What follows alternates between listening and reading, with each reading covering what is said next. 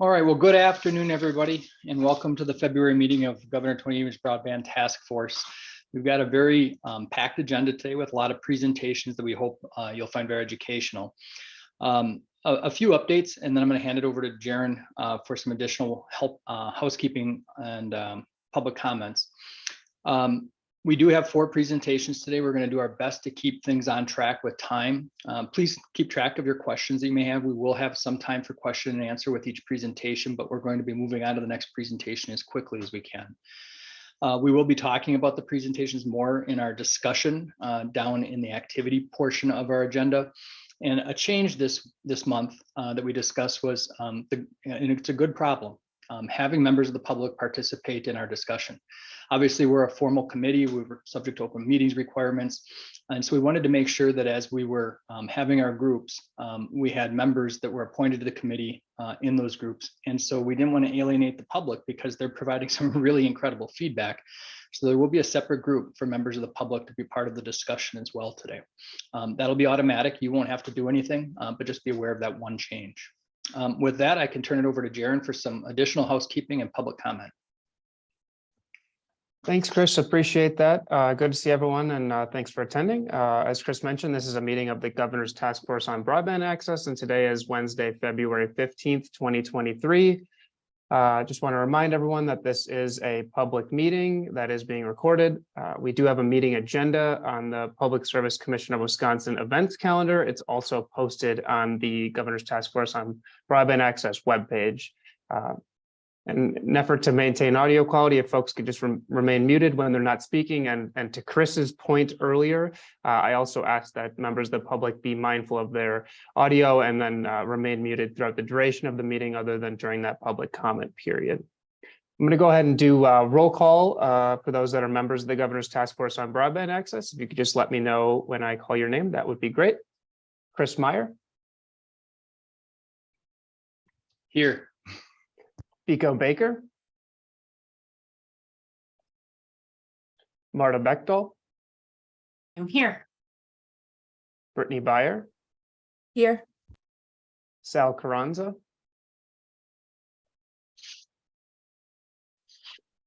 Shannon Clark.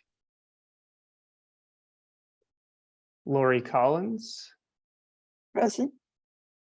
Doug Cox. Angie Dickinson. Here. Emily Dittmar. Here. Celeste Flynn. Here. Chris Herjong. Here. Justin Hebner. Here. Gail Hike. Here. Barbara Koldos. I'm here. Senator Markline or staff. Jose Martinez. Present. Representative Mursaw or staff. Representative Ratcliffe or staff. Here. Thank you. Senator Paff. Rachel Shemlin. Here. Steve Schneider. Here. Michelle Schuler. Brett Schupner. Here. Jennifer Schilling. Here. Chet Strebe. And Chad Young. Here. All right. Any folks that I missed or might have come in a little bit late? And I can always take a look at the participant list and take a note as well. All right, I'm going to move ahead into public comment now. So now is the time where we will allow for public comment. This is kind of the sole opportunity for members of the public to make a comment during this meeting. So members of this public may soon unmute and make a public comment should they desire. I do ask that the public comment remain brief and also pertain to the subject of broadband access. You may also utilize the chat function in Zoom and let us know you want to make a public comment that way. I will now ask for any public comments.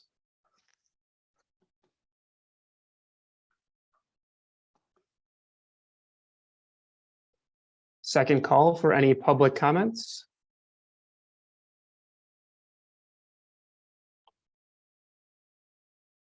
And a last call for any public comments today.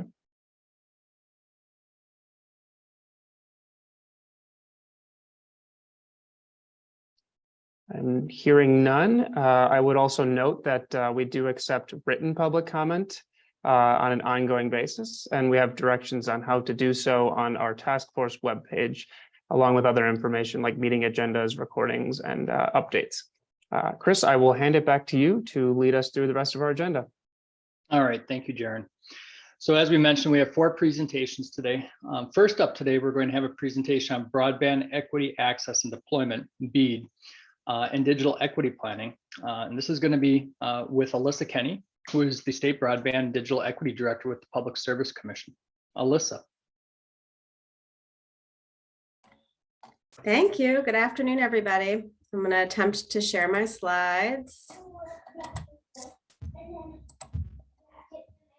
Thank you.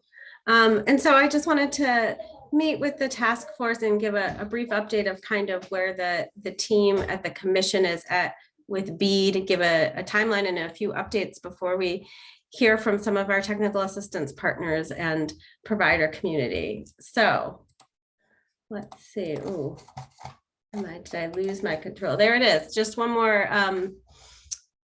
quick. We are calling it BEAD. It stands for Broadband Equity Access and Deployment. This is part of the infrastructure, the bipartisan infrastructure law. And we call in our office kind of the 2 packages, BEAD and digital equity together, Internet for All. And so again, there's 42 and change billion dollars coming to states and territories across the nation to get internet access for all. And I just want to remind that the adjacent program or the sequenced and integrated program with BEAD is called the Digital Equity Act programs, and that the planning and the coordination of those 2 programs are integrated in the state of Wisconsin and happening sort of in the same place. You can see my ugly highlighter here where we kind of are, but we're a few months into this year 1 state planning process. Today, I'm mostly going to talk about BEAD, but I just want to make sure that folks know that digital equity is part of the planning process too. And so here's where we are in relation for BEAD. Thank you to my colleague for making this nice slide, but you can see there was these letters of intent, and we're on December 1st was the date the governor and the Chair Bach announced the BEAD planning funds for the state, and that makes our 5-year action plan due August 28th, 2023. And so that's kind of the 270 days. That's days basically that are, you can see they're right here. They're in the bipartisan infrastructure law. State staff did not decide to try to do this in 270 days. It's the law, but so we're kind of right here. I think we're at day 75. Not that I'm exactly counting these days at all for the working on the state plan. And then you can see there's this 5-year plan. After that, there's an initial proposal that's a little bit more specifically about implementation. And so just want to make sure that the task force kind of understands the kind of timing and process related to BEAD. So 5-year plan, it says 5-year plan, but we only create it in 1 year, an initial proposal to get sort of implementation dollars to the state. And then in 2024 is when the money for actual infrastructure starts coming to the state, assuming all of these 2 plans and proposals are approved. When we think about the planning activities, we think about getting the plan done, but also the value of planning, as this task force has, instructed and talked a lot about, that it's not just writing a plan, it's actually the process of planning and bringing people together. And so each state gets $5 million for BEAD to do planning. And this is from NTIA, the federal administrator of the funds. And these are the sort of examples of like ways we can spend the money. And so data collection, establishing your budget, publications, outreach, technical assistance, training for employees, surveys, local coordination, including capacity building. And so we just wanted to talk a little bit with the task force today about some of the activities that have started around these areas. Just kind of a quick update of some things that have already happened. Again, it was announced in December 2022 that the planning funds for both BEAD and digital equity have been awarded to the state of Wisconsin. That very same day, there was a memo posted up at the commission for people to comment on the planning process and the establishment of some grant programs. As hopefully people are aware and have been following, we've been working on challenging the maps, both the locations in the maps and the availability. And so the campaign that we initiated in the state through the creative energy of somebody else or somebody else at the commission was Badger the FCC. And so we encouraged the public to check the maps. We did some bulk challenges, but that's sort of part of making sure the state gets a great BEAD allocation. And then in January, the commission established 3 grant programs. And the idea that if we want to work with trusted partners in local government and tribes, that we need to not just work with them, but also support and finance any of the time, energy, and expertise that they might need to participate in the planning process. So the commission established 3 grant programs: BEAD local planning, digital equity outreach, and workforce planning. And there's grant instructions and timelines and webinars and opt-in forms related to those. We also executed some memorandums of understanding with technical assistance partners, and you'll hear from them later in this task force meeting, but UW Extension is providing technical assistance to communities and counties, and WEDC and the Office of Rural Prosperity is providing technical assistance to regional economic development organizations as it relates to broadband planning. And so I thought I would just step back for 1 second. And I will say the 5-year plan has significant technical requirements that the state needs to make. I think there's at least 21 required points, incredible obligation for local coordination, climate resiliency, identification of barriers. But I think what I wanted to sort of talk about a little is why broadband planning? Why not just start doing, right? And so I think, one, it's required, but I think that there's this opportunity when preparation meets opportunity, when the funding comes, we'll be really ready as a state to really act on it in the best way possible for the state. And I know this task force knows this and has had a lot of discussions about this.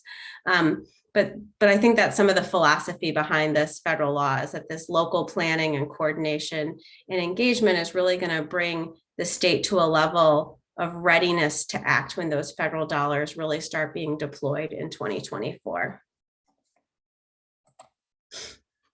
Here, I said there was 21 requirements. Here are 13 of them. We couldn't even fit them all on one slide. I will not read them, other than to say that the 5-year action plan that the state needs to submit has a significant number of very specific requirements. But it's very important that, in the coming months, that we're talking and engaging with communities, local governments, unconnected people, industry, etc. I just wanted to mention that we have a BEAD local planning grant out right now, and that was the largest of the ones that was established by the commission. It's distributing through a formula $1.5 million, equally among counties and tribes, with then an opportunity for them to partner regionally into a collaboration and kind of pool their funds and plan and work together. There's a letter of intent that's out, and the opportunity for counties and tribes to opt in. And then once they opt in, the state would run the formula. But that's one of the big ways we're hoping to really engage local communities and support their efforts as they help engage with the planning process.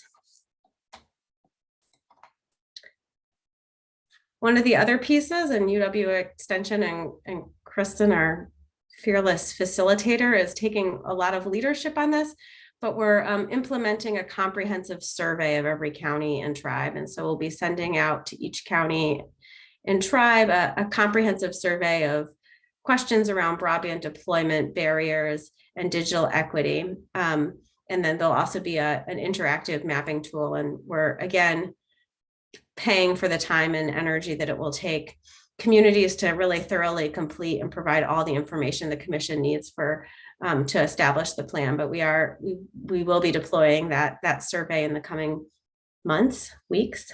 I'll let somebody else speak, but that's in partnership with UW Extension.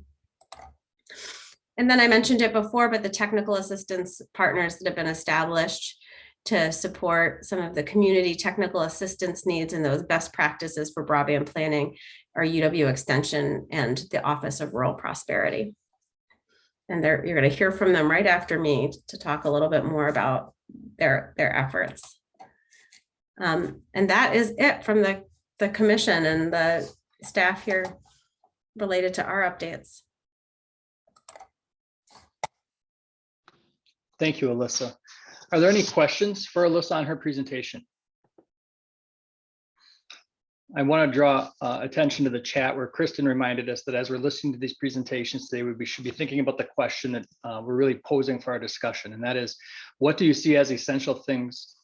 Sorry, I need my glasses on. What do you see as essential things to cover in a technical assistance package, webinars, toolkits, et cetera, for community broadband planning efforts? So keep that question in mind. It's in the chat as we continue through. Again, any questions for Alyssa? You can unmute and ask, or you can put a question in the chat.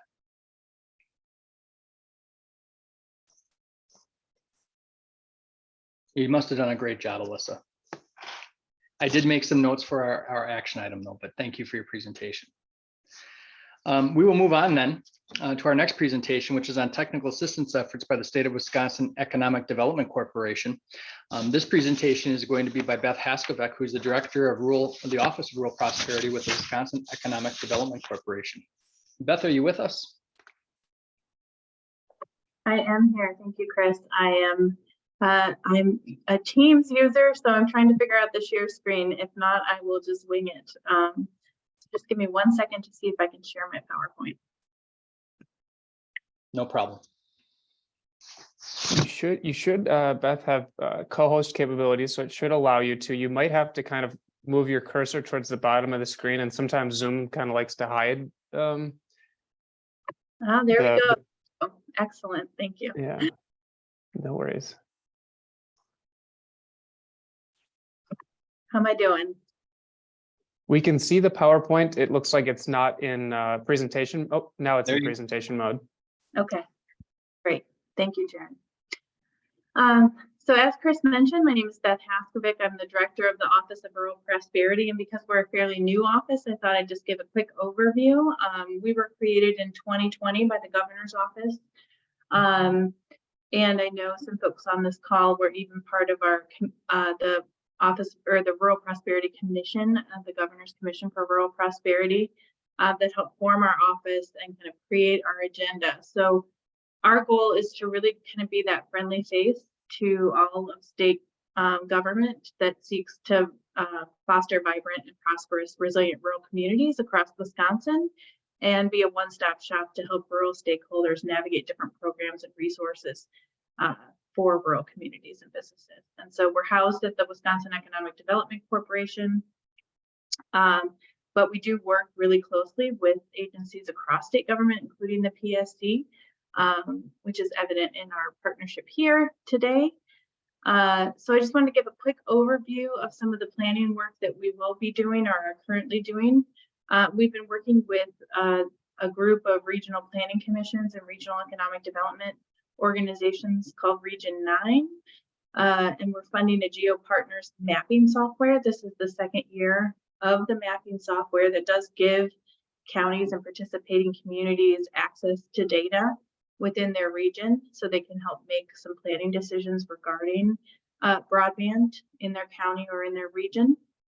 So that's currently underway. We're working on a contract with one of the regional planning commissions that's representing all 9 of those entities, so that will give statewide coverage to that software and builds on. This is the second year that WDC has funded that software, so it builds on that first year of work. And currently they've done a lot of outreach just to let folks know that that's available and they can utilize that, that people can input their information into the software. And then on the back end, planning groups can utilize that to make decisions. Well, as mentioned, we're also providing technical assistance to regional economic development groups, so helping to identify what some of their needs are and how we can help support more of a regional approach, so you have that level of scale that can help leverage other resources towards broadband planning and implementation. And then lastly, we're working on developing a toolkit, again, that supports regional level planning. And so sharing what's working well in some of the regions already, what some of the challenges are, and pulling from national best practice as well, and sharing that out. But we are definitely open to, you know, the toolkit's in development now, and we plan to have meetings over the next month with all of the regional planning commissions and regional economic development organizations to talk through that and see what they really need in order to advance their broadband goals in their communities, as well as aligning their current economic development planning with their broadband planning. So major economic development initiatives that are happening in that community can be part of the PSC's larger 5-year plan. So that's just a quick overview of who ORP is and what our role is. I think more ongoing, you know, this is our scope for this particular planning, but in a more ongoing manner, we again try to connect with communities across the state, and then work with our partners like Extension and PSC and get those folks connected to the resources that will really help them achieve their goals. So with that, I will stop sharing. I know Danielle Jones also from my office is on the call, but is having some mic issues. But Danielle is also one of our points for the broadband work that our office does.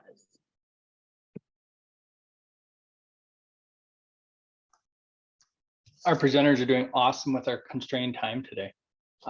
Questions for Beth?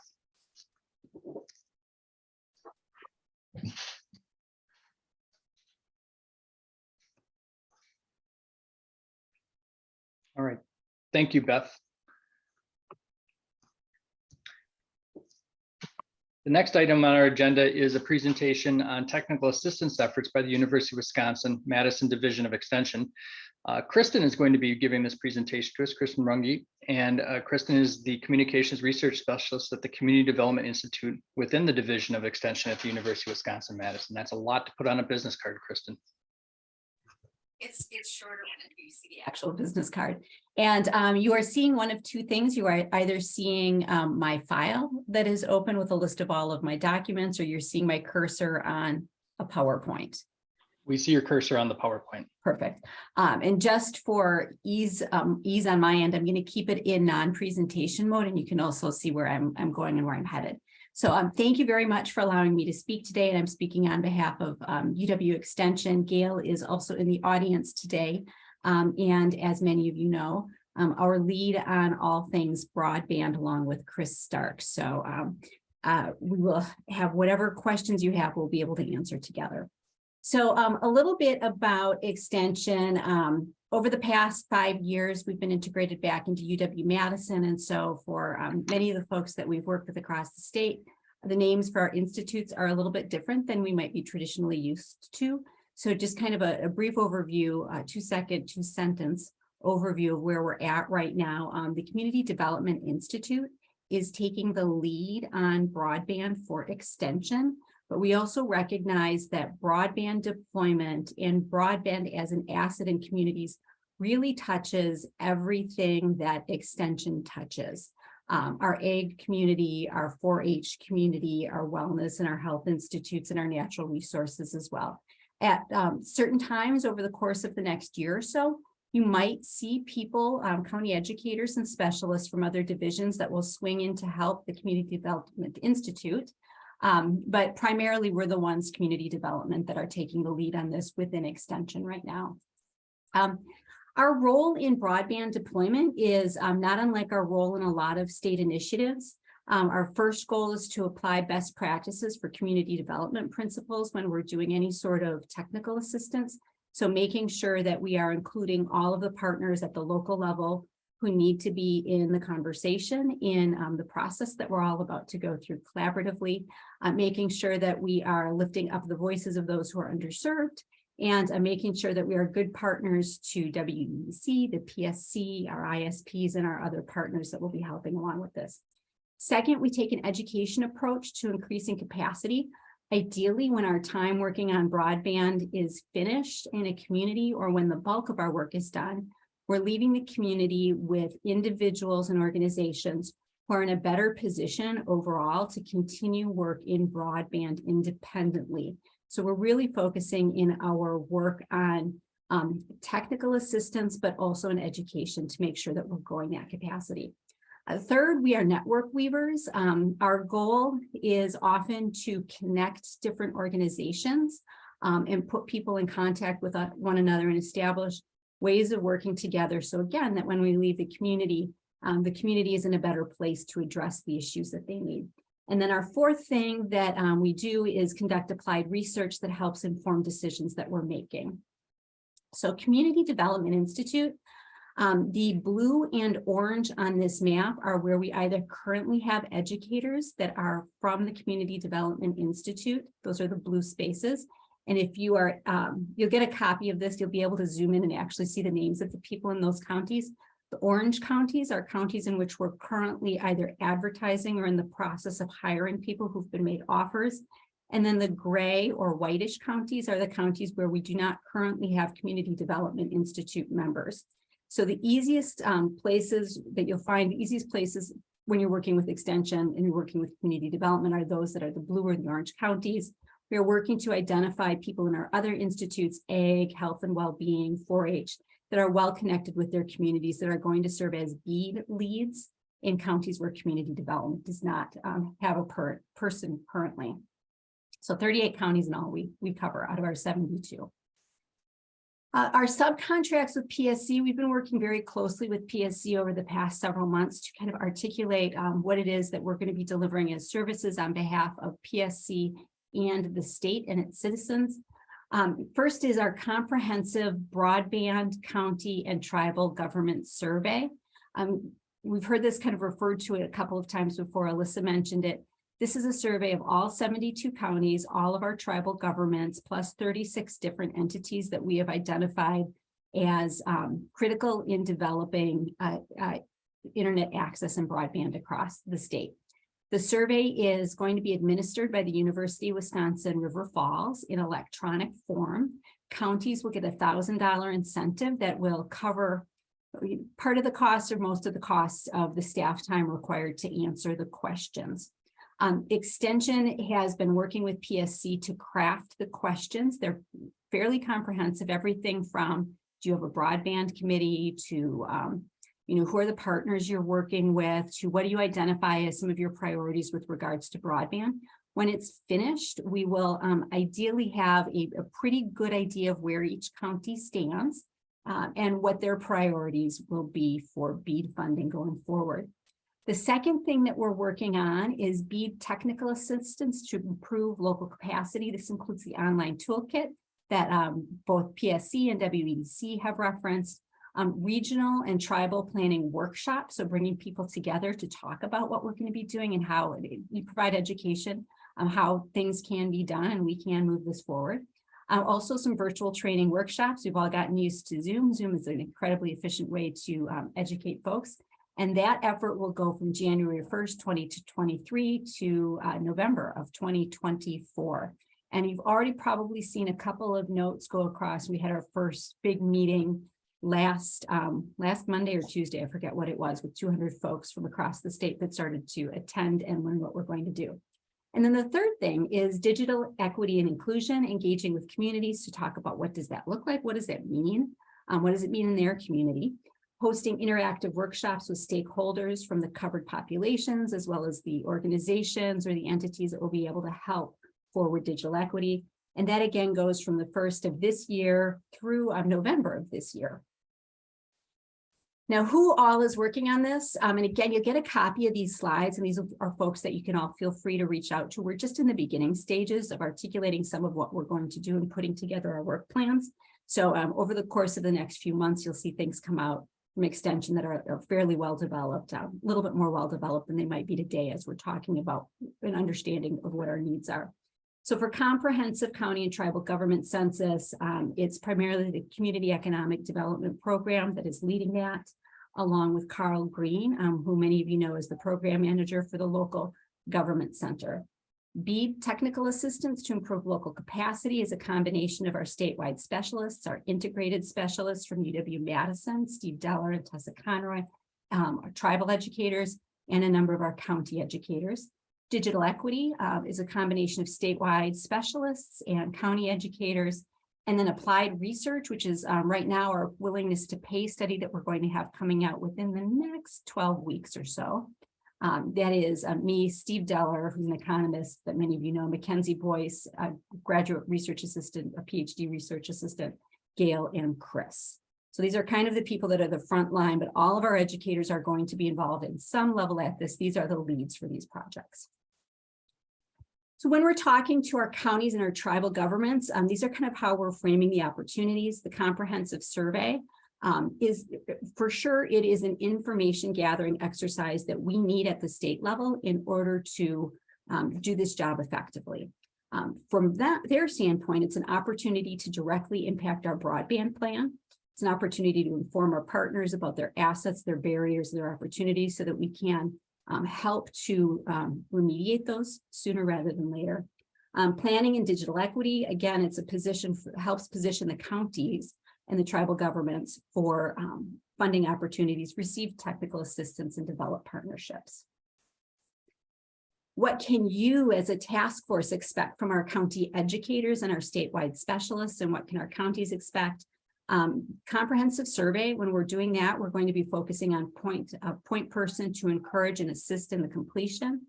We're going to help the counties and the tribal governments expand their thinking beyond just broadband access to digital equity. And we're going to start serving as a broadband resource. And for planning in digital equity, promoting participation in broadband activities and serving as one of several resources across the state. How can you all help? This is a big lift for a lot of communities. We've all worked with folks that are all over the learning curve. Some are experts at this and are going to find this an easy task, and others haven't really thought about broadband expansion. So just be aware that the conversations are happening, and be prepared maybe for questions. If community members know you in your professional role or know you as a member of the governor's task force on broadband, they might have questions that they'll ask of you as a known entity, and be a cheerleader for capacity building. This might be easy for some communities, and other communities, like I said, it's going to be a heavy lift, but if they've got somebody that's cheering them on to complete the survey and to participate in all of the programs, then it's likely that they will have a good experience, and we will get the information we need. And so with that, thank you for the time, and I'm going to go on mute unless there are any questions. Are there any questions for Kristen? I will have one for you, Kristen, if nobody else does.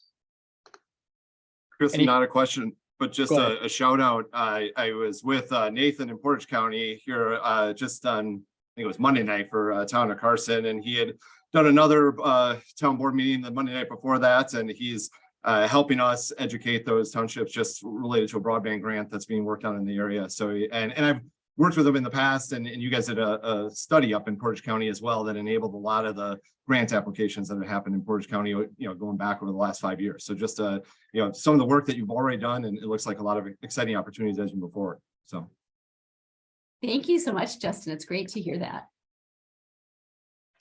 And Kristen, this question isn't necessarily for you. It could be for Beth or Alyssa as well, but each of you have talked about technical assistance in your own sort of bucket.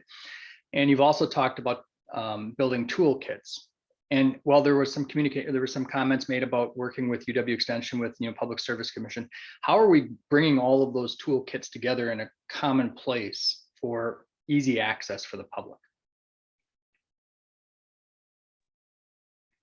I can maybe tackle this one. I don't want to corner Kristen. I think First off, we've got a web page on our Wisconsin Broadband Office page. It's got community planning resources, and I would direct folks there. We're going to continue updating that, adding to that, but also, some of this is webinars, some of this is PDFs, some of this is email lists. So I think first and foremost, subscribe to our newsletter. We'll be pushing it out through there, and also subscribe to and start attending those UW Extension webinars. And that's how you can really get plugged into both the PSC side and the PSC content, and then the UW Extension effort as well. Did I cover it, Kristen? You did a great job, Rory. It's a great, yeah. Yeah, and we're going to be, as we all are, we're going to be really active in making sure if we are not seeing a response from a region or a county, or they seem to be a little bit behind, in making sure that we're reaching out and kind of pulling them into the process and the fold. It looks like we have a question here in the chat. ORP also shares resources from all state agencies on our ruralwisconsin.com website and links to other resources. So not a question, but that was from Beth. So thank you regarding the Office of Rural Prosperity. And I think, that was a great response, Rory, because I think one of the challenges local units of government have, we're primarily dealing with folks that are doing their jobs part-time and doing something else to pay the bills. It's sometimes tough to find information when you go to one place to find this piece and another place to find this piece. And so tying those all together, I think, will be really important to ensuring communities have easy access to a landing page or someplace where they can get to all of the tools we're putting together. Are there any questions, other questions for Kristen?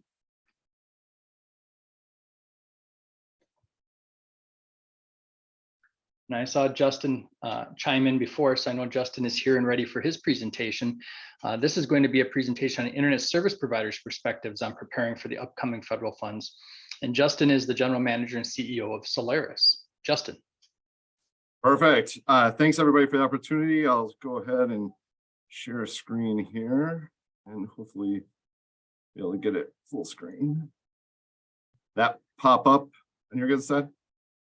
Yep, you're good. You're good. All right. So I guess my initial joke will be, if you've ever seen Big Bang Theory, Sheldon Cooper, Fun with Flags, this one's going to be a little bit fun with maps on that side. There is a fair amount of maps that I'll show as we go through this. Now, in having to explain what I would have talked about to Jaren, I realized that probably some of it was a little bit too far down the path. So we pulled back a little level, and I think it'll be educational, entertaining, but we won't dwell on too minute of some of the details that we've been looking at. So this is kind of what I refer to as right now the current map of what the FCC is looking at. So 25x3 for all wired or licensed fixed wireless. Those are considered to be served locations. And so at the end of the day, we're going to get an allocation based on the unserved locations. And there's a couple different ways we get that allocation. But this is the map from the FCC of all the locations that have 25x3 of those flavors on that side. And I think if you look at this map, it's kind of very similar to like a population map. There's a couple of weird things that are going on that we'll talk through as we look at it. But in general, I had someone guess that it was a population map that didn't know what it was. I guess from my perspective, I spent way too much time on this website. So I looked at my Google history. I have loaded this website, 2,700 times since November. So that is my depth and breadth of excitement for the last couple of months, just trying to figure this out because it all matters. At the end of the day, the more money we get for the state of Wisconsin, the better the opportunity for the 5-year plan to succeed. So that is kind of where I'm at. But I'm going to dive in and I'm going to start, and some of the people in my group last time will have heard this and it seemed like it made sense to people. And so I'm going to use it as an explanation. If you think about all the, why are we here? Why is broadband so important? I'm going to go back to past infrastructure on that side. So for, if you think about the times that you've moved in your life, for me, I moved to go away to college. I moved for a job. I most recently moved for a different job, going from Madison to Wisconsin Rapids. It's typically for something that's a life-changing event, and where people end up a lot of times has a lot to do with infrastructure. So in Wisconsin Rapids, we have the Wisconsin River going right down the middle of our town. That was a huge deal for ultimately, lumber that was coming down from the Northwoods, as well as then the paper industry expanded in that situation. So I would really say like the first infrastructure was, some of the waterways that we had. And if you think about that, that still impacts where people live today, because some different parts of the country, got a head start with some of those natural resources through that. Then you layer on railroads, and in certain situations, railroads went to places that were already, getting bigger because of their original head start. But like for Chicago example, at one point Galena was bigger than Chicago because they were, they had all the traffic of the boats going up and down the Mississippi, whereas Chicago became really big as part of the railroad boom in that situation, and so that led to different concentrations of population. If you go to the next level, after World War II, we get a view of what existed in Germany for interstate system, and so we, literally it was called the interstate and defense highways because we needed to have additional opportunities for people to be able to, and goods to travel throughout the United States. Again, in certain situations, you can obviously see the East Coast has a lot more interstates in this situation because that's where the population was. But you also probably know of examples where towns grew out towards where the interstate passed. Or if you watch the Cars movie from Disney, you can hear about, the interstate going past towns that used to have, bigger highways in them in that situation. So the one that I would use as an example, and I've used this in a couple other presentations, so if you've ever heard it, you'll have to forgive me, but this is the map in 1950. So if you use US Census data, these are the top 10 cities in 1950 in the United States. And so then if you fast forward to our most recent census, which is 2020, the red are the top 10 cities in the United States in 2020. And so you see a huge shift from the Northeast to the Southwest. Ultimately, there's really only 2 cities that are still in the Northeast, and they've dropped. Well, New York's still New York, but we've had some reduction in their standing. And then now you've got 70% of the biggest cities in the United States in the Southwest portion of the state. I would say that that is also because of infrastructure. So, we have these original infrastructure builds that either were in place or happened and caused people to move. And a lot of times there was technology related to that, whether it's the steam engine with trains or gas and automobiles with the interstate system, that's changed the way we live. It's, it was the boom of the suburbs. Now we've moved to a, more, in general millennials in a lot of, higher population cities. But I really feel like broadband has a chance where that may reverse. And I would argue that electricity. So 1950 is when we, really looked to make the final push to get electricity everywhere. Electricity was done for light. In my town, our electrical department is called light. It's the water and light department for water and electricity, because that's what was the purpose of electricity. Air conditioning was a byproduct of electricity. It didn't exist when we built out that infrastructure. But the only reason you can have 70% of the top 10 United States cities in the Southwest is because of air conditioning. We know how to heat homes. We've known how to do that for a really long time, but living in those temperatures without being able to cool them would not make them very big cities at this point. I guess in my mind, internet is that next infrastructure that, when we all got on the internet, it was because we had a Dell or Gateway computer that made a lot of weird noises and you got to go to your I got mail screen. That is not what the internet is today. The internet is a bazillion other things. And very similar to the example of electricity, we're not even sure what it all is yet. And so on our last slide, we'll kind of talk about some of those things, which I think will bridge back to our activity that we did last month. Fine. All right, so I'm going to jump back into it here. So let me get through that build slide. Okay, so the how part of it, again, I'm kind of representing 2 hats here today. I'm the current president for this year for WSDA. And so this map is the exact same map we looked at before, but this map is filtered for fiber facilities with a gig down and 100 meg up. And so this does not look like a population map in any form or fashion. Like my wife's response to this is what's going on in North Dakota and Minnesota and the Midwest and some rural areas of the South. We talk a lot about the digital divide, but I would argue there's a digital opportunity, because in a lot of situations, some of the investments that have been made have been turned into fiber in a lot of rural areas. So if we look at this in Wisconsin, this is the WSTA area. So there's 63 different original ILEC areas. We won't get into all the alphabet soup that's in our industry, but the original areas that were served by telephone companies back in the day. Today, they've combined to be about 40 brands across those 62 areas. The normal blue is ultimately TDS is our biggest member. They're the lightest blue. Based on number of subscribers only, Solaris is the second biggest. So we're the darkest blue right in the center part of the state here. And then everybody else I've got listed. Obviously, Chad, as an example, is a much bigger geographic area than I do, but he has a less densely populated area than I do. So again, it just depends how you measure in that situation. But about 60% of the grant funds have been allocated to WSTA members. And so what have we done with those funds? This is that same fiber map, but zoomed in at the state of Wisconsin. We'll zoom in on it a little bit more. Blue is all the fiber in the state of Wisconsin done by WSTA members.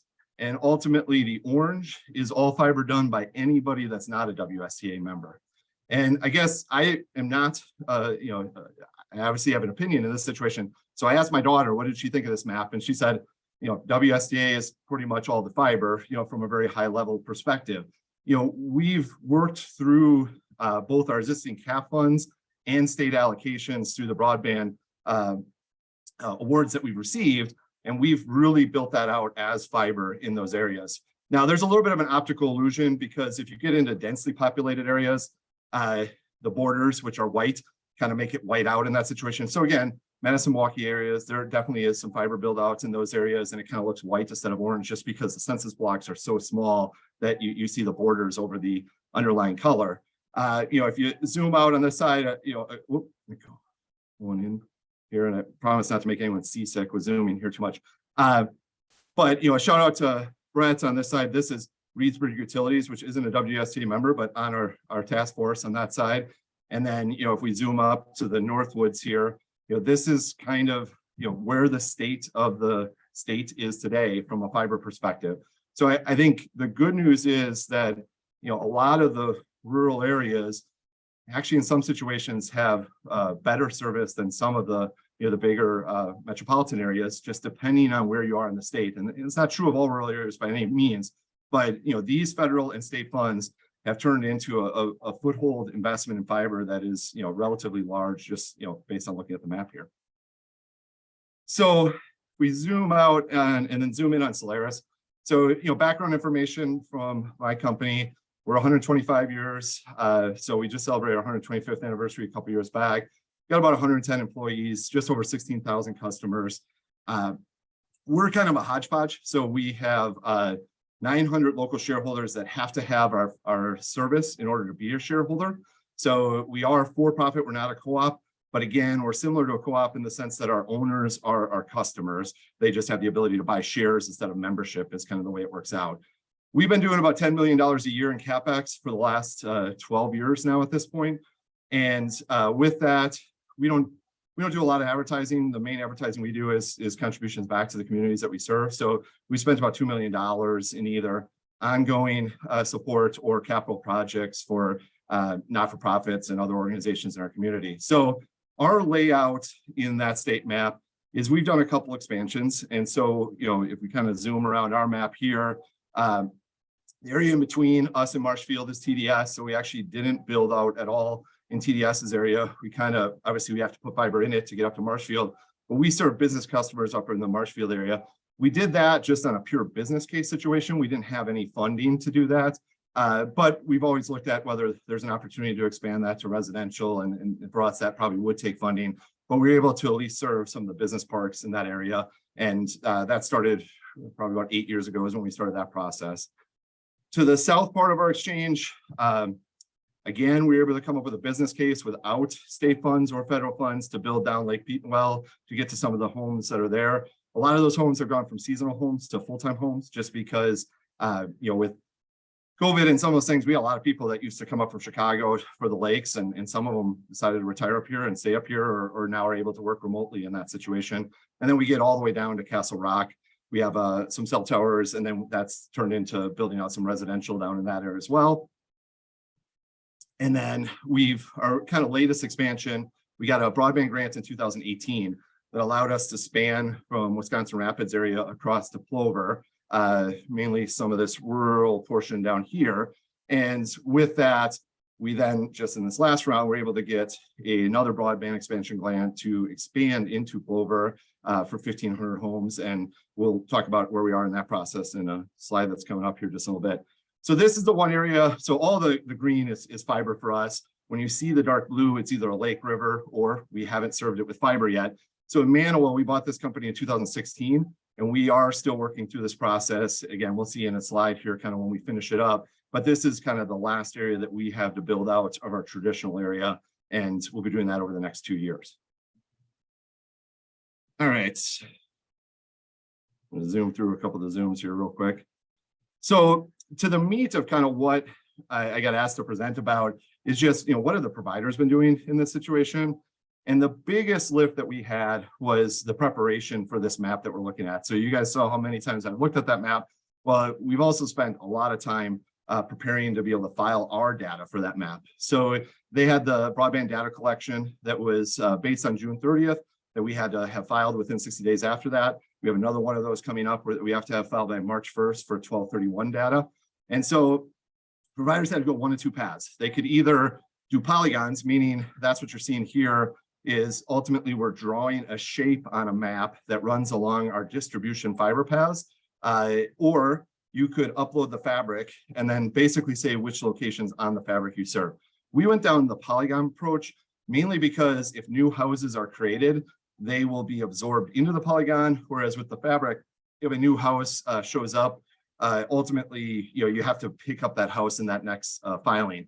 But if you do the polygons, you had some very specific requirements. So for us, in that example, where we go all the way through TDS's territory to get up to Marshfield, we have to distinguish whether our fiber is distribution versus transport. So with that, the big thing that you're looking for fiber is handholds. Just like you can't just pull off the interstate wherever you want, fiber is similar. Where we break the fiber in a handhole is where we can then do drops to homes or connections to parallel streets, and we work through that. So we went through our GIS mapping system, made sure that all those records are in place so that it showed the areas we actually offer service, not all the areas that we just have fiber going by the road in that situation. And then there's limits on the technology. So we do still have some copper, specifically in Manawa. And so the distance of feet that you're able to go with those technologies, you had to implement that. We feel relatively good about what we were able to accomplish because Solaris at this point, and ultimately we had to have this done by January 13th, we only received one challenge. So we have 27,000 addresses that we uploaded. We had one address that was a challenge. The good news is that will hopefully be a future customer. There was just a miscommunications from a customer service perspective that someone that is at the very end of our southernmost fiber didn't think they could get service, and we actually can give it to them. So we'll be able to get that in here relatively quickly. And then the last piece is this is a secondary mapping requirement for all providers that receive other federal funds. So we also have another database called the Hub, and that's where we submit all of our new addresses in order to continue to get certain federal funding that we have availability for, mainly from the CAF America Fund, or the Connect America Fund, sorry, CAF. And so for us, making sure that we keep both of these in balance and so that the data is, being represented the same way for both, but one is to continue our funding and one is obviously for the state to determine their funding. So for Solaris, we finished the last of our fiber this year in our main ILEC area. So Wisconsin Rapids, that main area there is finished. We're doing the last of the splicing and the drops. We have a project from 2022 that we won, that was 1,500 homes in Plover.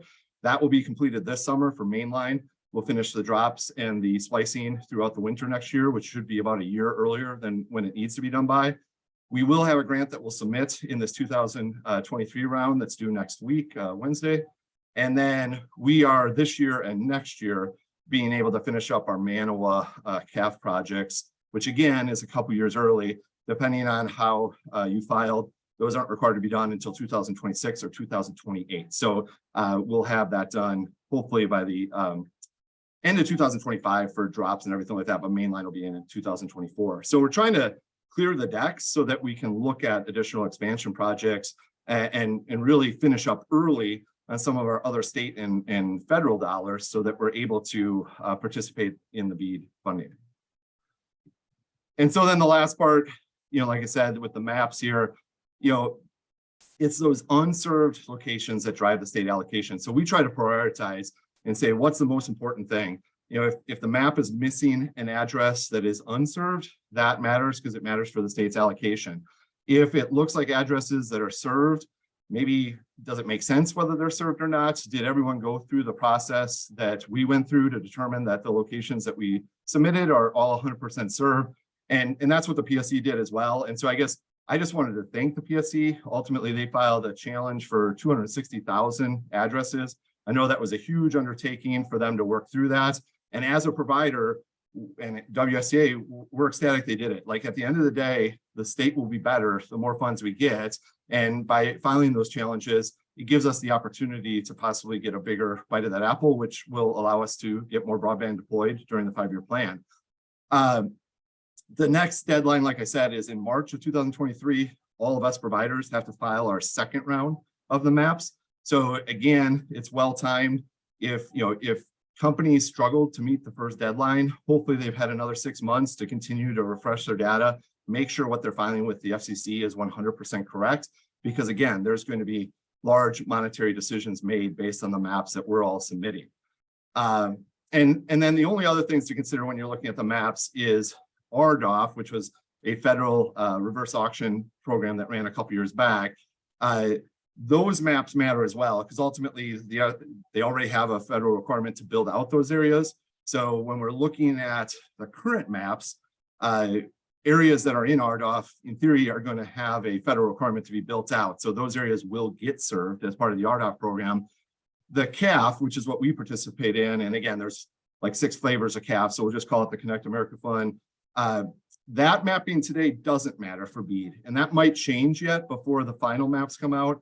But today, like in Manawa, because I don't have all of that built out at this point, the areas that I do not have built out will show up, as they'd be underserved, not unserved in that situation, because they do have service.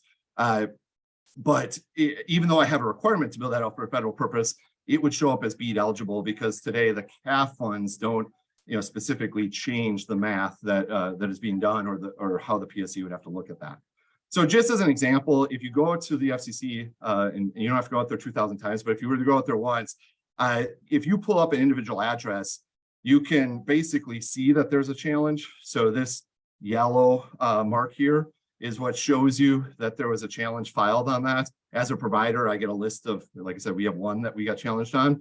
And then in that situation, you would click down on that, it'll actually show you what the challenge was. And so this is an example of one of the PSC bulk challenges that were filed, related to fixed wireless. Because again, licensed spectrum fixed wireless does remove that address from being an unserved address, which then impacts our state allocation. So I promise this was the really detailed part of it. So we made it through the hard part at that point. Wrapping up with just 2 more real slides on that side. So on the Solaris, again, arguably Solaris, I can't say I've been through it, but Solaris has already been through one equal access, universal service. It was voice, so that was the original situation with being a 127-year-old company. We're looking to continuously expand, but do it in a way where we're able to beat the deadlines of the grants and the federal funds that were awarded. We're a local company. Again, we're owned by 900 local shareholders. We don't know any other way to operate. So in that situation, it's a lot of times about how can we give back to the communities, and how can we make sure we're truly serving the people that that are our customers, because that is our ownership structure. Again, I think Chad had some really good points a couple months ago. We help our customers educate on streaming, and there's so much technology coming out of the pipe, and it's only valuable if people actually understand it. So in that front, we try and do those same things to help people really get the value out of that broadband. We'll talk about a couple of those examples on the very last slide. And obviously, with this whole population shift that I was kind of, hinting at, how do we attract people? And, and really it's the stress right now is on attracting people. It used to be you attract the business and then the people come. In certain situations now, you can just attract the people because they can bring their own job opportunity, and really just need to come from a people perspective. So with that, we'll slide to my very last one here.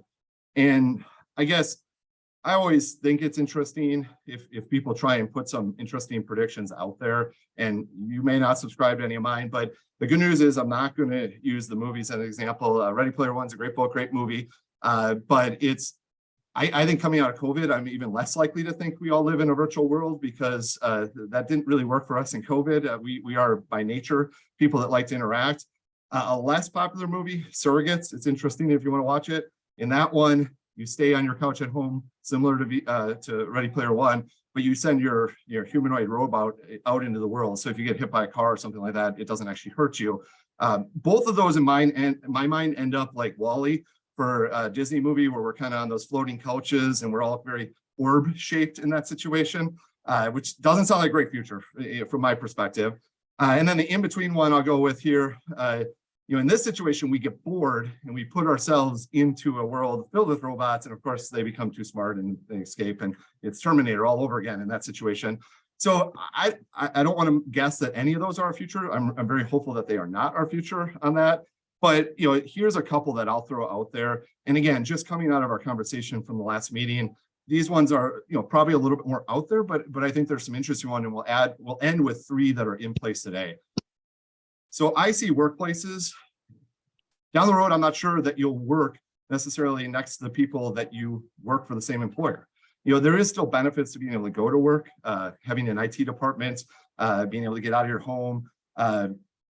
Sometimes your spare bedroom isn't the best place to work. I mean, I work with a 55-inch monitor in front of me and I walk on a treadmill all the time. Those are 2 things I don't have at home. But you might go to a workplace that's 2 miles away from your lake home, and you're working with 100 different people that work at 100 different jobs. But now you don't have to live in California to be a tech worker. You're doing that here, but you want that office experience. It just doesn't necessarily have to be at the office that is your employer. With classrooms, if we see some population shift to some of the rural areas, we're going to end up with some really lumpy classes. We already have that problem in our school district. And so, with that, something that even in Madison, some of the communities were looking at prior to COVID was the whole flipped classroom idea. Khan Academy, that individual wrote a good book called The One World Schoolhouse, where basically you watch, videos for the content, and then the teacher enables the homework on that side. So you could get to a situation where maybe K through 8th grade is all in one classroom. You're all watching your own different content, but ultimately there's still a teacher that functions as a proctor that's helping kids work through that, or teaming an 8th grader up with a 4th grader that's really strong or struggling in math, or there's going to have to be some creative solutions. I think, again, coming out of COVID, all of our kids staying at home and doing things from home didn't work great in that situation. And it doesn't allow us to have a standard experience for all those kids. So again, that technology could be turned on its ear just a little bit, but still allow and again, we don't have a shortage of teachers is another problem we're going to have as we move forward. Telepresence, I would say I serve on one of the regional hospital advisory boards. Once you trust your doctor to be available for telepresence, that's probably going to move into other professionals as well. And it's probably a real thing that's going to happen just because of scarcity of some of the specialized doctors that we have and need. And you want to have the best possible experience, but that might be enabled through a telepresence situation. Again, more data and sensors. I would argue that my smartwatch probably collects more data on me than my grandparents had collected on them in their entire lifespan in that situation. When does that start to pay off? If we can predict heart attacks that happen in rural areas where emergency services are not very close, that would have a huge impact in certain situations. AI assistance, I think AI, if you listen to Elon Musk, he's get us all to Mars so we can escape AI. I don't think it's the boogeyman. I think it is the helpful tool that we use. Things like checks, x-rays are something that AI really, really does a good job at. But combining that with the human skills of past experience, or ruling out a disease that presents as a very common disease, but is ultimately deadly and not very common. Those are things that AI does a great job of, but then the human impact combined with that AI impact offers the best standard of care in a hospital situation or in any other specialized job. And I don't think we're going to see a ton of humanoid robots. There's a lot of good YouTube videos from a couple companies that have some robots that can do backflips and stuff like that. But I think you're going to see them in specialized situations. In my business specifically, if I could have basically an autonomous mower that's doing your drop to your house at 3 a.m. in the rain and no one can hear it or see it, that's something that we might have to look at just because, again, job replacement is a real concern for us in this industry. But so the last 3 I'll leave you with is just actual ones that are in place today. We use a switching tool that basically allows for augmented reality. So when we're working with a customer, they can pull up their phone, they scan the edge of the switch, and it'll tell them what's connected to each one of these switch ports. And so for us to do technical assistance remotely, this is a godsend in the sense that we can really just walk them through it. It'll tell them which ones are connected, not connected. But again, just a combination of a smartphone and augmented reality is the end answer for this one. But telepresence in the hospital situation, or telesitter, this one's called. In this example, they have devices They put them in rooms where there's a high likelihood of fall situations, and you can have up to one individual monitoring, up to a dozen rooms in that situation. And it's been very well, it's done really well at preventing falls in the examples that have been done. And again, you're getting that leverage. Normally you'd have to have a single nurse or a single volunteer person sitting in each one of those rooms. In this situation, you can move that to 12 to 1. With AI, you might be able to move that to even a higher number because it would see certain movement or certain reactions and bring that person into focus so that the monitor person could identify that. And maybe they respond with a vocal cue from a loved one so that that person de-escalates and we don't end up having a fall that leads to additional issues. And the last one here that is just fun is Yarborough. So this is a single tread kind of like mower looking thing, but it'll mow your lawn, be your snow blower and blow your leaves. But if you look at their website, they already have like 8 other attachments they're working on, including like a pusher that would take your garbage out and bring it back and go get your Amazon packages off your front, which again, I don't want to turn into the guys from Wally, but if I was an elderly person that could slip or fall in the winter, those are all situations that would eliminate, possible concern. So I'm guessing I probably went over just a little bit on this side, but I think that's my last one. So I'll zoom out for questions. Well, first of all, kudos for being able to keep up that pace of walking while you did that in I talk really slow too, that was really great information. Are there questions for Justin?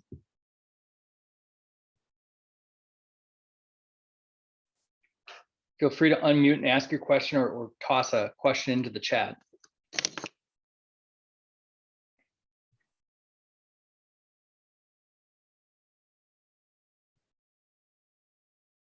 One point I wanted to add to, Justin, in my former role at Marshfield Clinic in the world of telehealth, we are using autonomous robots, piloted robots for delivering hospitalist services in Stevens Point, Neilsville, and likely will in other hospitals as well. You mentioned workforce. It's really tough to attract 5 hospitalists to cover a hospital 24/7, 365 to a very rural area of Wisconsin. They don't want to necessarily live there. But we can certainly have them connect to a robot on site to provide those services. And generally those are lower acuity hospitals. But at the same time, my concern was that people would find those less than personable. And it's been totally the opposite. You have no idea how many seniors who end up in the hospital know how to take a selfie with the robot so that they can send it to their grandkids. It's absolutely amazing.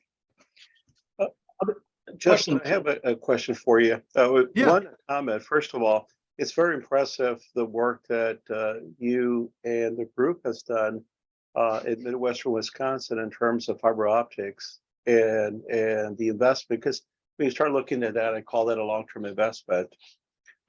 What do you suppose? Again, this is a question and maybe a perspective. What do you suppose that there is more of this investment in those areas as opposed to? Because I was at all when you put that met forward and I didn't see a whole lot of fiber optic in metropolitan areas. Is it because they're using something different? Is it a different approach?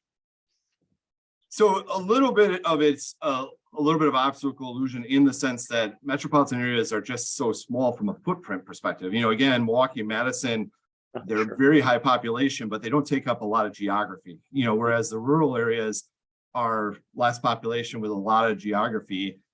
I think the biggest thing is, for some of the WSDA members, with our community involvement, a lot of companies, we give our award when you get past 100 years as a company, and the vast majority of our companies have either crossed that threshold or are very close to that threshold at this point.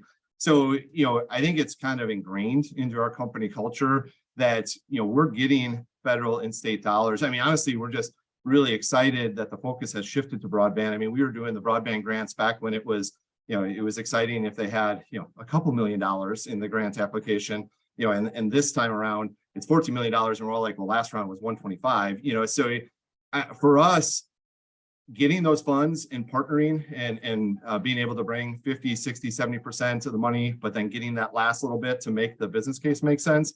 It just allows us to get to people that are asking for those services. The application we're looking at for this next round, we had someone we knew that ultimately works in Stevens Point area that moved out to a house along the Wisconsin River, beautiful location, but they don't really have any access to broadband other than there's ultimately cellular would be their only option in that situation. And so you have this beautiful house, beautiful location, you're, all the great things, but without broadband, it really doesn't help with the value in that situation. So for us, they reached out to us and said, hey, you've helped us out in other parts of the county. Is this an area you can look at? And so I guess, when you have a friend or a partner reaching out to you to say, hey, I don't have broadband, if I can figure out a way to work with the state to get those matching funds to enable us to do a business case, that we're super excited to be able to do that and help our community members. I got a question for Justin. Justin, this is Brett from Reedsburg Yeah. Utility. Hey, I know, I guess put on your WSTA hat, I guess, again. Has WSTA's stance on municipal broadband softened some? I mean, I know you kind of pointed us out that we cover a big area. We were probably the biggest orange area on your map that you showed, but that's because we cannot be a WSTA member. And not saying that, I guess I could see that there'd be benefits for municipal broadband to also be able to partner with WSTA on some of those efforts of education and lobbying and all that sort. So just throwing that out there, putting you on the spot a little bit maybe, but no, that's okay. So we actually have made recent movements on that side. So now we'd still have to look at municipal because that would actually require a bylaws change for us, but we have softened in the sense that we have our first rural electric cooperative member here in this last year, and it's evolving question for us because for all the reasons you listed, and obviously the reason that I wanted to give you that shout out on that side. I mean, you have very much been a success story, and I know your partner. We haven't worked together that much, but I know John Bartz really well, and I know that you guys have worked really well down in that southwest part of the state, and so. On that front, I guess we do want to be, or we want our membership. We know we share all those common issues. So the trick is, unfortunately, as a relatively old organization, how do we open the doors to create broader opportunity to work together with common-minded people? So that is something that we're trying to move the needle on. So hopefully I'll have even more news for you on that side, Brett. all right. Thank you very much. Yeah. Rachel, you've had your hand up.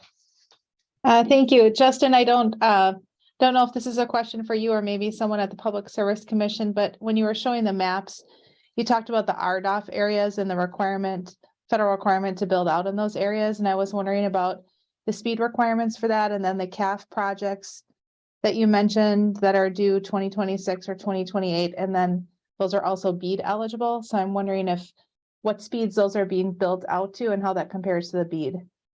Yeah, so I can for sure fill in the CAF ones, and someone can correct me wrong if I get the RDOF wrong.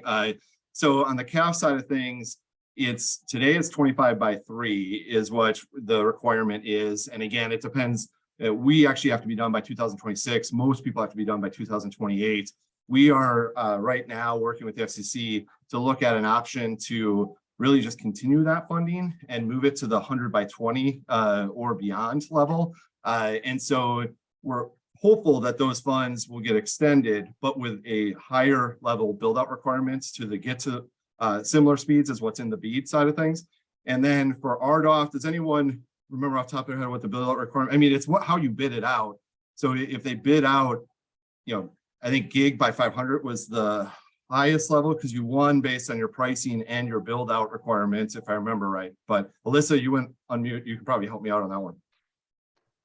You got it. Although Jaron, I think 99% of the winning bids in Wisconsin were for gig service. So essentially everyone who's building in Wisconsin with RDOF, I'll just put the note out there that Wisconsin second largest winner was LTD, and they have defaulted at the FCC. So one of our largest, and so that moves those locations from that RDOF back over to the BEAD obligation for the state of Wisconsin. Yeah, and you guys have a good map on the website for that. If you even just type in Wisconsin RDOF map, I think it's the first or second result in Google. But again, ultimately LTD and Charter were the two biggest geographic winners and probably money-wise too. And as you said, LTD is not in the running anymore. Their federal funds were not approved by the FCC. But yeah, I guess that's the best way to say that. So when I look at those maps, I've actually brought a couple of those maps together to say, okay, if I look at these couple different options, and again, today for those CAF funds, it's a little bit different as far as where you have to build out. So if you're a very large provider, you just have to get a certain number of addresses in the entire state of Wisconsin. And so with that being said, in that package of moving to 100 by 20, if we get the FCC to agree to it, we would also require funding, people that are receiving those funds, to say they're going to build out to 95 to 100% of the areas, not be able to kind of shift locations around between different geographic areas at the statewide level. You'd have to get to all of them. And RDOF already has that built in. In year 6 of RDOF, they true up your address count. And so you have to get to all addresses based on an updated house count 6 years into the program, and you get there by the 10th year. Thank you. Great discussion. Other questions for Justin?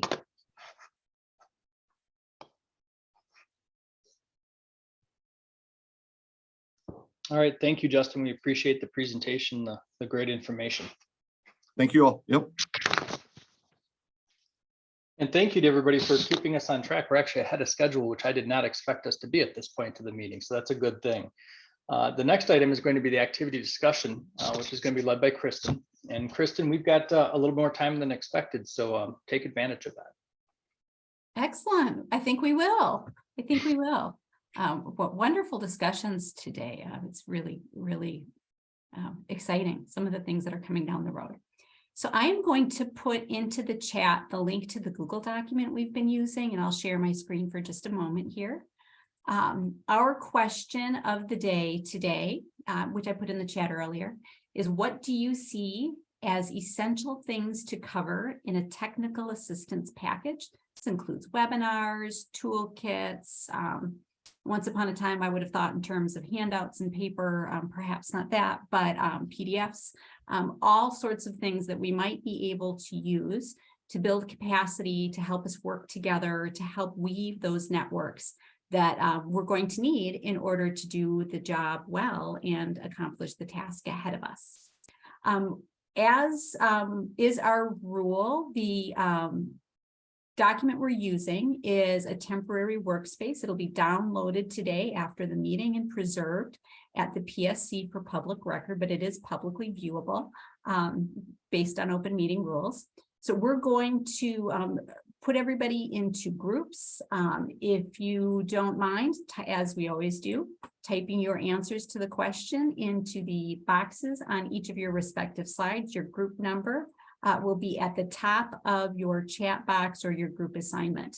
One other thing that we did last time that I'm going to continue to do just to keep us present in where we are in the calendar and what we're going on. The first slide you'll see before you get to the question of the day will be our year in review, just simply the topics that we had for each month. And on the left-hand side, the information and the topics you identified prior to convening in September, just as a refresher in case anybody needs it. So with that, Sharon, how much time should we take for discussion before we come back looking at the clock? Oh, that's a good question. I think we certainly have enough time to do at least 10 minutes. I think we could even do 15. I just don't know if that would be too much time potentially, but anywhere in that range, I think is totally fine. Why don't we start with 10 and then we can use that extra 5 minutes for our large group discussion when we do our report out. Sure. Great. Thank you, Jared. And with that, we'll go to groups in just a second here. Sure. So I've got folks broken out into small groups. As was mentioned earlier in the meeting, members of the public, I'm going to assign you all to room 6 if you would like to join there.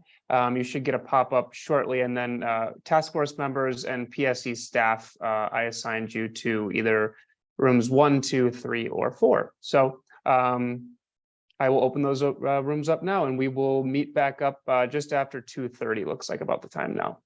Thank you.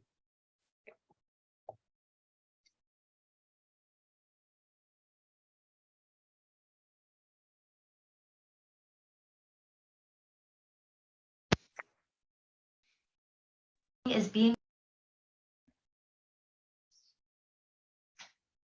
Welcome back, everyone. It looks like there was some good discussion going on. So we had 5 groups for the task force. For today's report out, let's start at number 5 and work our way to number 1. So who for group number 5 would like to do our report out today? Deferring to the actual group members before I open my mouth up more. I would vote for Coulter to go ahead. He took the Yeah, me notes. too. You have the notes. I talked too much already today. Might as you know. well. I mean, I talked too much for the first like 3 minutes of our section talking about maps, which had nothing to do with what we talked about officially. I can run through them though. A few major points that came out of our discussion is that, and I don't know that I'm going to cite who said what, but it's in my notes. It's important to, among other things, come up with a toolkit, a real kind of educational point, especially in the local planning side of things, is that there's plenty of folks out there who know the real minutia of various subjects like maintaining road infrastructure. It'd be nice to get there for broadband, and how do we do it? Of course, acknowledging also that the landscape of how one local government entity views broadband as not a need while another one is really progressive about it. Trying to bring everyone up is important, and it's a very uneven landscape throughout the state. And part of that also, moving on to more people's notes here, is just considering when and which players to bring in throughout this planning process, and how do you really develop partnerships to make real win-wins, and maybe getting beyond the verbal agreement stage of some of these partnerships so that some tangible work can get completed. Also important to have a healthy base of, if you will, expert navigators to help educate local entities in their broadband planning process. Tracking accountability through dashboards is something our group thought was attractive too. And of course, I think I've already kind of acknowledged some of this, but it's important to consider networking for these entities to really work together. I really liked another idea that came in late, that local entities really need to think that your broadband needs in your area don't just stop at your municipal or other entity boundary. How do you move beyond that in productive ways? And the last piece of note is that we didn't get into specifics, but certainly there are some good planning toolkit and resources available, but those things should be worked up so that they can be aligned with the local and state plans that we need to be churning out soon. So I didn't quite read that slide word for word, but I got pretty close. If anybody from the group wants to fill in more though, please go ahead. Great job. Thank you all for kicking ideas up and keeping me from just talking about maps. All right, thank you, group 5. Group 4. It's your turn. I defer to the group. Martha, do you want to speak? Anybody of you? Chad? We have a very small group, but very vocal. It was great. Well, we all had something to say, so it was a really productive discussion, I think.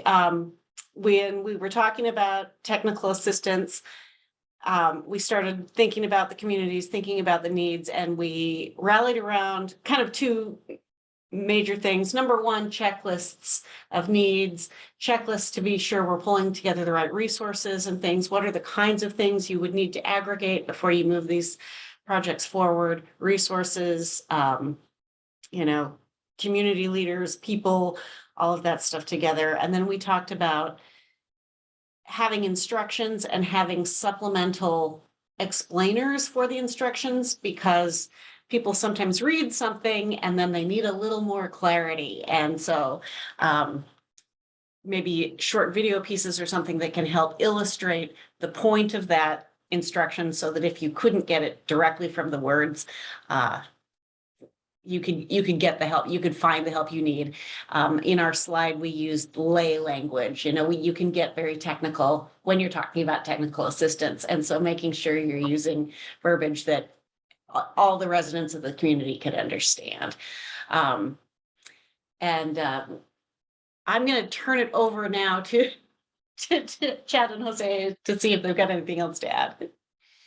Sure. Yeah, well, I talked a little bit about, I thought the checklist is a great idea, and really, I think that it needs to be organized in a way so that it's understand the scope of the problem, understand what partners might be willing to help you with the problem. Are the partners able to do the engineering themselves, which I said for most providers is going to be what they're going to want to do is engineer their own networks. And then finally, what support and resources can the organization who's going to be deploying the network provide versus what can the community provide versus what grants might be available. And so then that really is kind of the culmination of those four parts and how you bring it together. And again, I think the idea of instructions and instructional videos about what best practices might be to develop that checklist is a great idea. So Jose, anything else?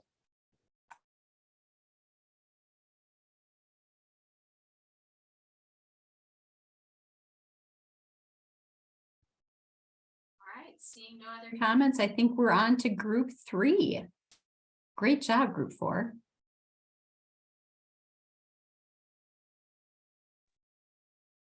What's the last? Lori, Emily, Matthew? Did anyone want to go first? Rachel, you go for it. I can add if you'd like, and other folks can jump in. Okay.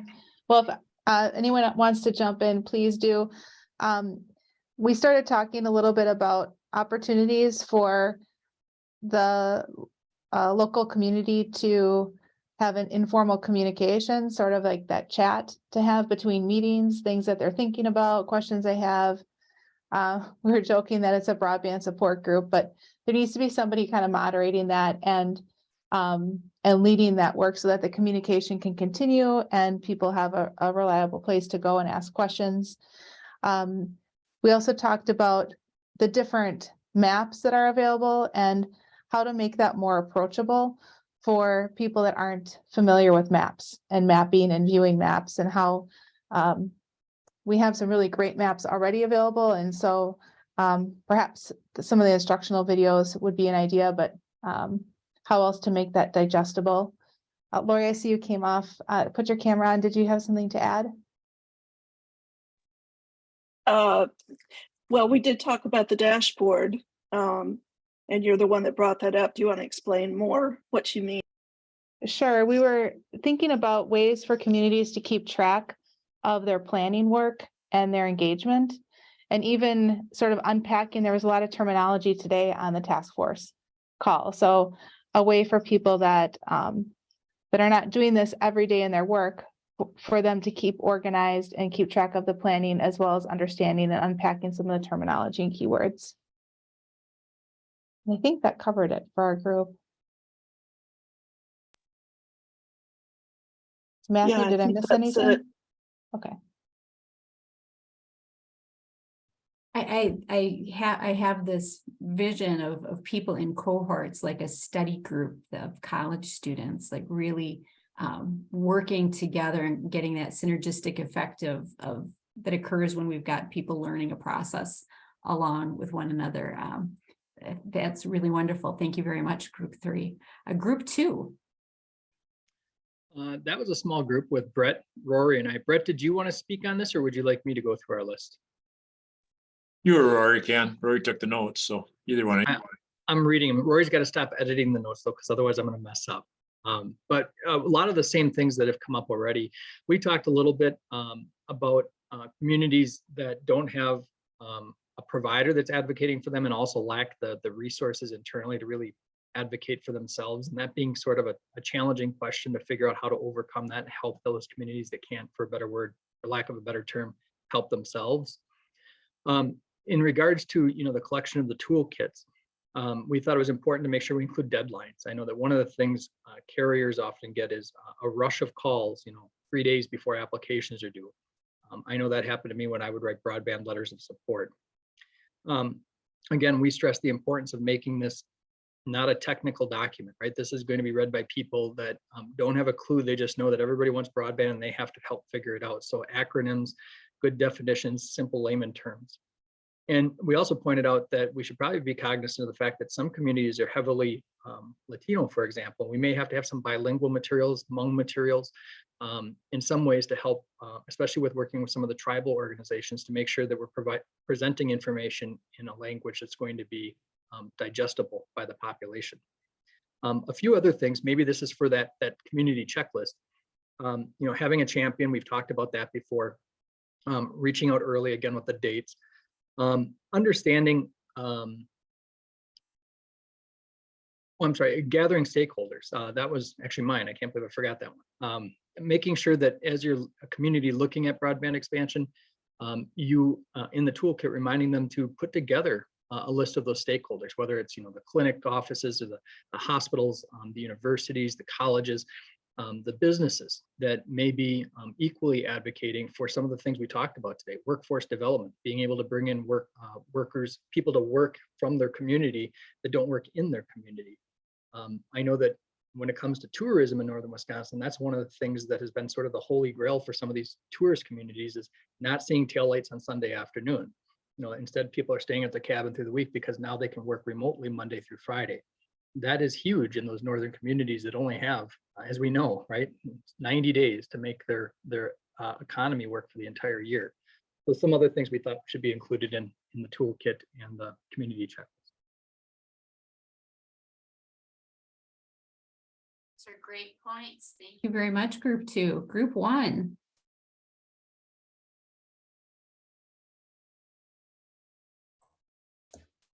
Any volunteers from Group 1? I'll keep talking. I feel like folks said many of ours, but I'll add maybe a template survey that really simplifies kind of the data collection across multiple communities. Some information about how to gather the compelling stories that make for good grant applications. Really a specific timeline for committees that, with actionable steps.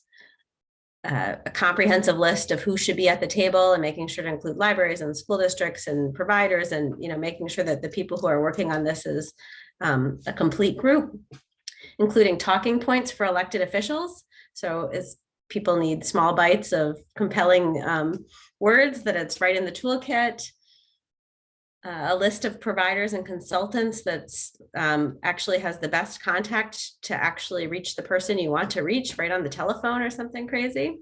Maybe some cautionary tales about knowing what not to do, how to work with providers on co-development or a community design or community input into the project design. Developing budgets, particularly if there's match or community match needed, looking at the sources and the funding for that. Links to maps, glossaries, I think. And then maybe the thing that hasn't been said or I haven't heard was making sure to consider digital equity and thinking about kind of that broadband adoption, the devices, where's the digital literacy, where's the locations that people who don't have it in their home can still go get access in the community. Anyone from Group 1 want to chime in with pieces I missed?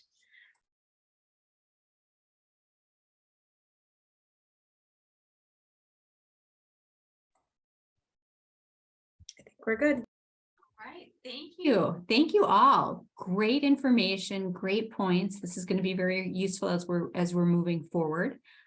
With that, Chris, I'm going to hand it, unless anyone has any other comments. Does anyone have anything they would like to add from the task force?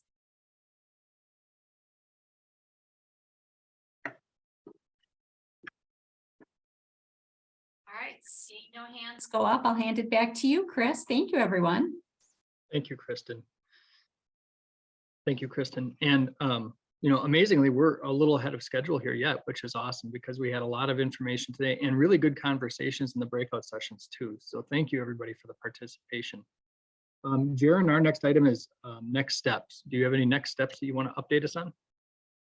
Sure. Thanks, Chris. Just wanted to take a minute to thank all of our presenters today. I thought we had a really nice conversation and really appreciative of those folks that took the time to present.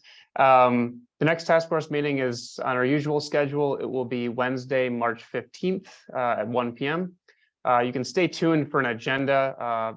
Right now, we've tentatively kind of got, I know Gail Hike, that is from Extension, wasn't able to join us at the January meeting to talk about the Connecting Aging Communities pilot. So I think we're going to take a little bit of time to revisit that and talk about that. And then also, we'll do everyone's favorite public records law training in March as well. So please do attend. That should be relatively brief, but it's certainly an important check that we have to do every year. So, and then we'll continue to kind of gear up for the annual report that is due June 30th. So that's all I have for next steps. So I'll turn it back to you, Chris, and I think we can adjourn. Yeah, well, thank you again, everybody, for the presentations today. I'm looking forward to next month's conversation as well. I had some experience with the Connecting Aging Community Program with Gail, and so I'm looking forward to that. Thank you to everybody for participating today, and feel free to send emails or updates or other things that you would like to discuss at our next meeting or comments yet for this meeting to our PSC friends. But with that, we can give you back about 12 minutes of your afternoon, and we can consider this meeting adjourned. So have a good afternoon, everyone. Thanks.